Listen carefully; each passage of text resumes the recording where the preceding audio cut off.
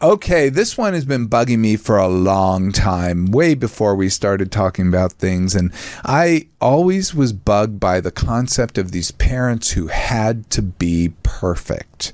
And it's always been a beef of mine because I think being a perfect parent is actually a bad parent. And I had a learning theory reasoning for this. But finally, we found a study. So I had to ask, when did parents first feel the need to be perfect? Now, we've probably always had parents who really pushed to be better parents, but I think a lot of this falls on my generation, and this is Generation X. Tell me if this sounds familiar. Helicopter parents, parents doing their kids' homework, filling out the college admissions forms for their kids, or even acting as chauffeur because the school bus and riding bikes are no longer safe options, or carting them around to all these various activities after school. I didn't have that as a kid, and I don't think most people in my generation did. In fact, we were the generation of the latchkey kid, which I certainly was one. But it's almost as if we bounced the other way. We went into this sort of dark place of, well, I'm going to be the most involved and direct parent in the world, so much so I'm going to smother my child. But they do it in the name of perfect parenting. And so the pressure's on. It's as if parents, moms specifically, had to be a combination of Betty Crocker. Do you know who that is, Brian? Yes. Okay, Betty Crocker. Carol Brady. Do you know who that is? Because of you. Oh, okay. Carol Brady was the perfect mother.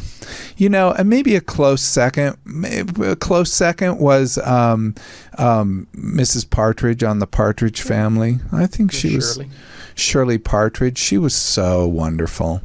Yeah, there were some good moms out there. Donna Reed, I think, is a classic mom from the 50s. A lot of people will refer to her. And I don't know who now. It would be the Cosby's mother. I can't remember her name. She was so wonderful and so warm and great. Yeah, she was great. So those are all great moms, and even like the Tiger Mom, and although the Tiger Mom was a little rougher. And the Instagram influencer we see all the time, the Instagram influencer who can simultaneously churn her own butter while milking a cow and repairing a clogged toilet, all at the same time. We've all seen that one. And with a soft focus lens over every picture. I don't know who these people are, but they seem to exist. Dads were expected to work all day, but also be available to play and take over chores and childcare the minute they stepped across the threshold. And they were both to have no other personal life outside of their children. It's just 100% involvement in their children and their family. Maybe go to church on Sunday. So this strive for perfection, parents striving for perfection, only has gotten worse since the advent of social media, showing everybody else doing it better, faster, easier, and with no mess and a great hairstyle. So the Ohio State University wanted to look at the effects of this and developed the Working Parent Burnout Scale, which I will go over. This is a 10-point scale that helps parents measure their stress and fatigue in real time. And about 57% of the parents who took part in this survey, of more than 700 parents were polled, 57% said they were burned out.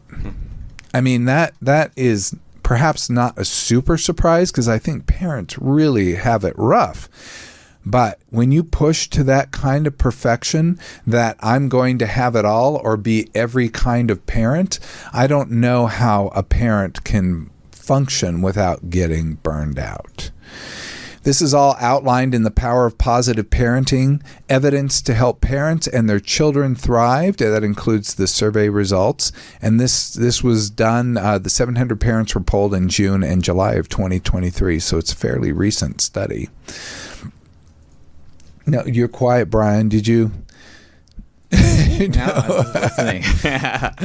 Burnout. Let's talk about it. It happens when parents set unrealistic expectations for themselves, and there's a culture of achievement that we all now see on social media. I have a trouble with social media because I noticed my own self feeling just like I didn't achieve. I see all these people, and people I would know, and saying how amazing they are and how successful they are.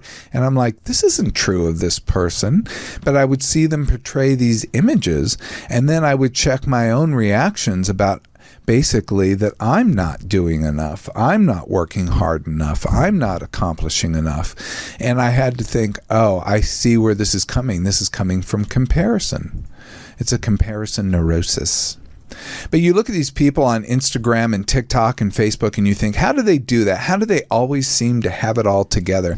Now, I'm sure people looked at that and looked at Carol Brady and looked at Shirley Partridge, and they thought, how did they have it all together?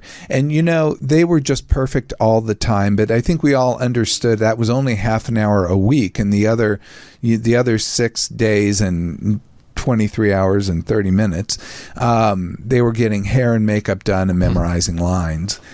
So we all kind of understood that this was artifice. But when we look on social media, we think these are real. So we have high expectations for our kids as parents, and we also have high expectations of what our kids should be doing. That's part of the keeping up with the Joneses. And are you comparing yourself to other parents? Or comparing your kids to the other kids? Well, my big thing is before I have kids, I definitely want to go through a lot of therapy just so I can handle everything appropriately. Because I would be one of those helicopter parents, and yeah, it would be too much. So I already know that I definitely don't want to overdo it, and it's stressful. I feel like it's exhausting. Even with my dog, I had to have some moments where it's if she acts out and embarrasses me in front of people, I have to just accept that. And it's a dog and it's a child technically still, she's still little, that you kind of just have to deal with it. And she's not going to be perfect, and nobody's going to be perfect. I even did this audiobook not too long ago about perfectionism, and it was really nice. Helped me see a lot of things where I was like, all right, we just need to let it happen and accept it.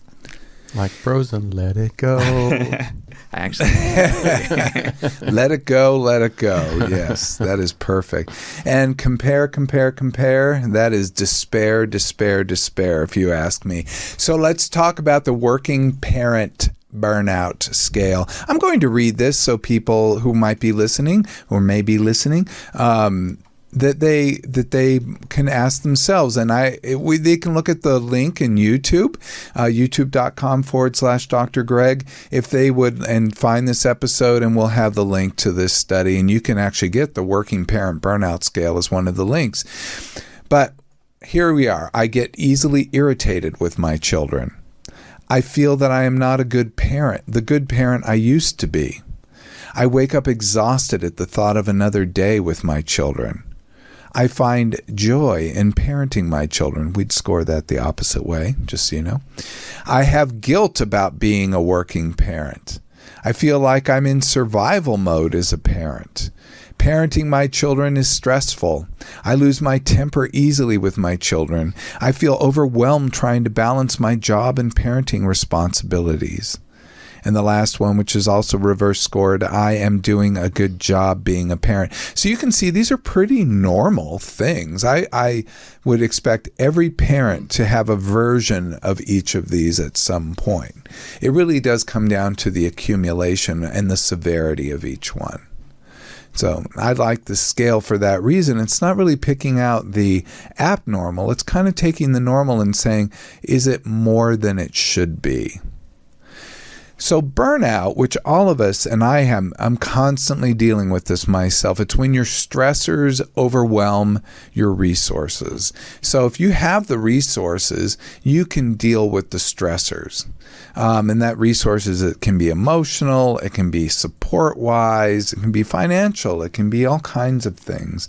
In the home with parenting, it can be another parent or caregiver who can take some of the heat off you.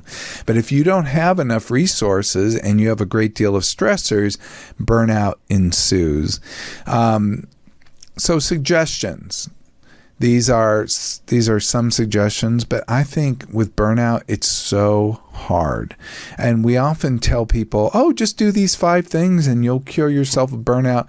I think we've got to cut anyone who's experiencing burnout a break, that it's not going to repair that easily. It's sort of like a forest that got burned down. We can't just say, oh, just plant new trees. You gotta go through and clean it up and plant trees and tend to it, and it will take a while, but it will come back. So suggestions: take good care of yourself. Self-care is not selfish. Be kind to yourself. We've talked about that many times. Talk to someone you trust about how you're feeling. Oh, I can't even emphasize this enough. The worst thing is when you talk to somebody and they come at you with 10 suggestions about how to fix it. And you know what? I dare the person who is experiencing the burnout to have not thought about every one of those 10 things that the person is coming at them with. What they are wanting to do is to connect emotionally and just talk about things. If they want a fix, they'll ask for it generally, or you can even offer them, hey, I have some ideas. Do you want to hear? But believe me, I'm sure they've thought about them. Yeah, I'm just saying, like, also, I don't think a lot of people are aware of it or like will admit to it or even reach out to friends about it, which is a big thing that I feel like sometimes we don't realize that's what our friends are for, and it's not bothering them. It's just like that's literally what your friends are for, to help you out. Thank you, D.R. Warwick. Stuff. Yeah, that's what friends are for. Yes. I hate you guys. So but you're exactly right. And a good friend will listen and just say, yeah, that sucks, that's shitty, or like, I'm so sorry that you're having to go through that. And that means a lot. Mm-hmm. It means a lot. And, it helps you to carry that emotional burden. It helps you carry that load. I liken this with the emotional load. I liken it, if you ever been a pallbearer at a funeral, and I know this is kind of a dark example, but this is kind of interesting to me. Now, caskets are very heavy, and having a body inside is very heavy. But if you get, there can be 6 or 8, pallbearers, let's say there are 8, and you pick it all up together, it's amazingly light on each person. So you're carrying this very heavy load, but it is not heavy when you spread that weight around. So that is the brilliance of giving emotional support. When we have people who will be emotionally supportive of us, it helps us to bear a very heavy load. So I think that's a good thing. We also want to build our own mental resiliency and coping skills, and we want to ask for help when we need it. Let me go into what this was not in the article, but this is putting my opinion in, because good enough parenting. I'm not the first person who came up with this, but parents who are trying to be perfect are actually doing the opposite, because they are burning themselves out. They're demanding their children to be too much. They're trying to do everything for their kids, and they're not allowing their kids to learn, which involves failure and frustration. The kids need to fall down, skin their knee, and get back up. They need to negotiate difficult things. They need to learn how to get somewhere on time. They need to know about responsibility, etc. And when you do things for your kid, like fill out their college essay or do their homework, it may help them get into a college, or it may help them get a better grade, and that will help them temporarily, but in life it will work against them. So with good enough parenting, it's just allowing some of that failure to happen, to focus on yourself, put your own mask on before assisting others. When we're in a plane, we're in a Boeing plane, a Boeing and the door flies off, a Boeing 737, the door flies off, and then our masks come down, we need to put our own mask on first before assisting others, because we need to help ourselves to live a little bit better. So do your best, not the best others pretend to be on social media. Do your own best and assist yourself, and that'll make you a better parent for your kids. And we also got to have good enough kids. Would you rather have a happy kid or a perfect kid? My parents would say perfect. Happy but so much. But I think in deep down they want happy. Well, anyway, to be a better parent, work on connection and active listening with your kids. So really listening and being connected, just a short. We all remember those moments with parents that were very short. Like they might have sat down with us and talked to us, or, they might have spent some time. I can tell you specific conversations I had with my mom when I was 10 years old, and my dad. So, because they stuck out. They were moments. So having those moments with your children really means a lot. We can talk about replacing negative thoughts with more realistic thoughts. Like, negative thoughts like, I can't do anything, I'm a terrible parent, with, I'm struggling a lot right now. And, there only so much I can do, and I'm going to focus on these priorities. Set reasonable expectations for both parenting and being a child, and reflect and act on your priorities, what is truly important. I feel like parenting is already hard enough as it is, and for people to compare online, I would just cry every day.